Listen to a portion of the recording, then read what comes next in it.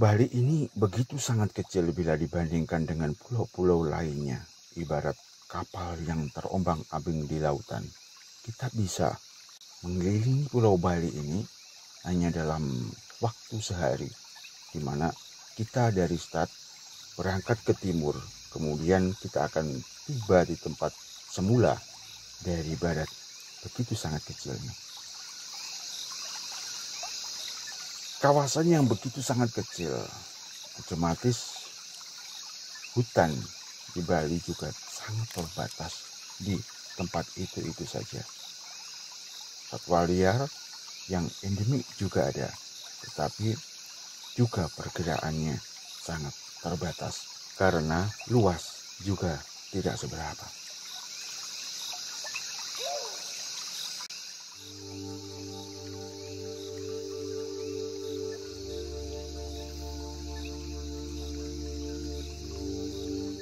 Berbicara pada 3 tahun terakhir ini di Bali, krisis ekonomi terutama karena pariwisata terdampak dari krisis global akibat pandemi yang melanda dunia, akhirnya berdampak pula pada perkembangan satwa liar di Bali.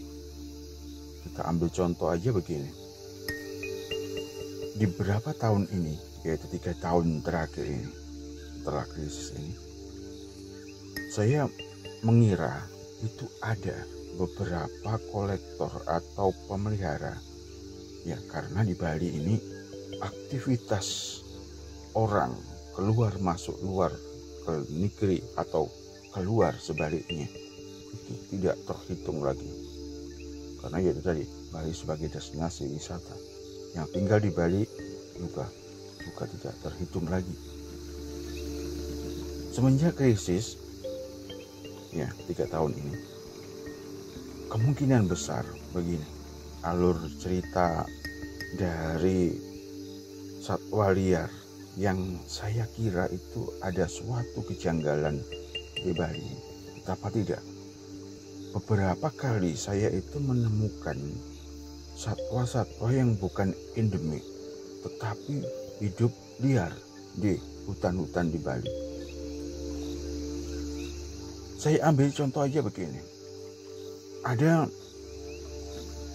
reptil yang hidupnya itu asal muasalnya itu dari Amerika Selatan begitu ya.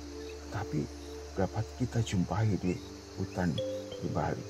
Tapi beberapa, saya kira itu adalah lepasan dari pemeliharanya yang sebelumnya memeliharanya, tetapi karena krisis mungkin kembali ke negaranya pemeliharanya ini ya, atau karena dipelihara waktu dahulunya ya sebelum krisis, akhirnya karena aktivitas terus menurun ekonomi, kemudian mungkin rumahnya dijual atau apa, akhirnya satwa liarnya itu dilepaskan ke hutan-hutan di sekitar sini.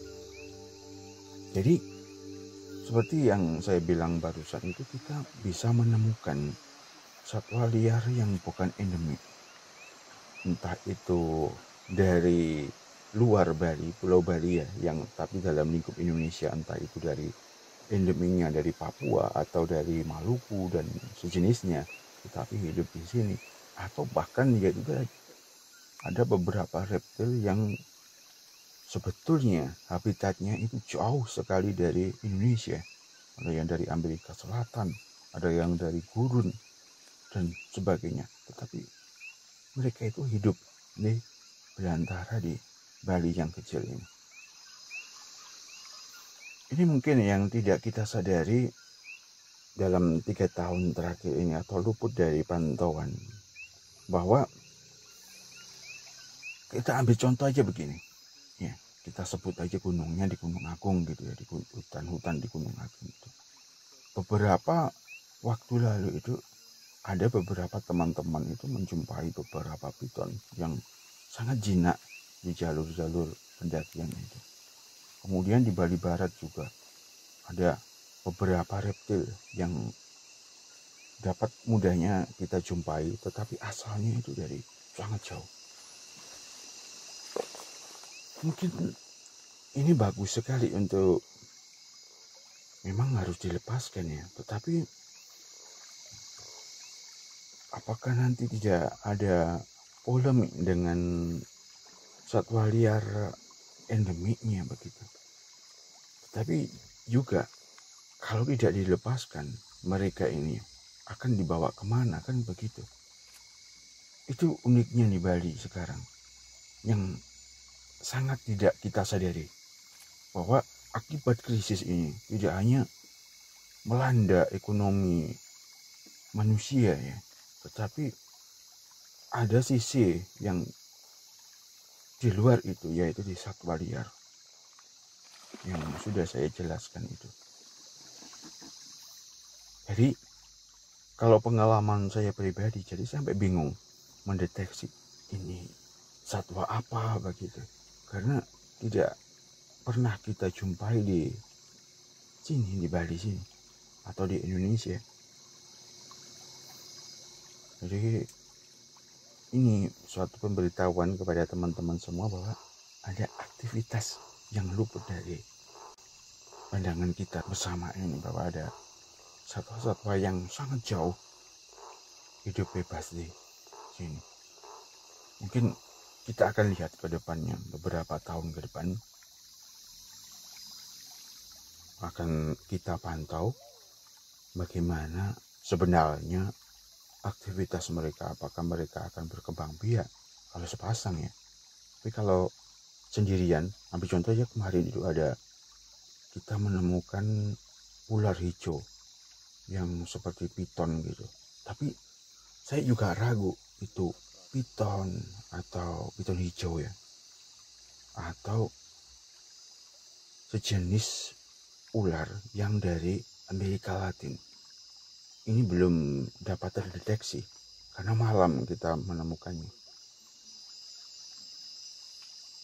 Jadi ada juga ini sejenis, beberapa itu reptil terutama ini seperti kadal, tetapi saya yakini itu bukan dari sini, dari Indonesia atau dari khususnya di Bali sini, tapi dari luar.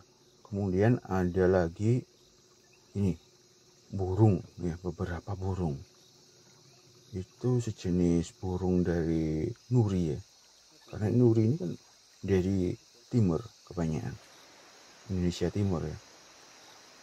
Itu ada di hutan-hutan di Bali sini.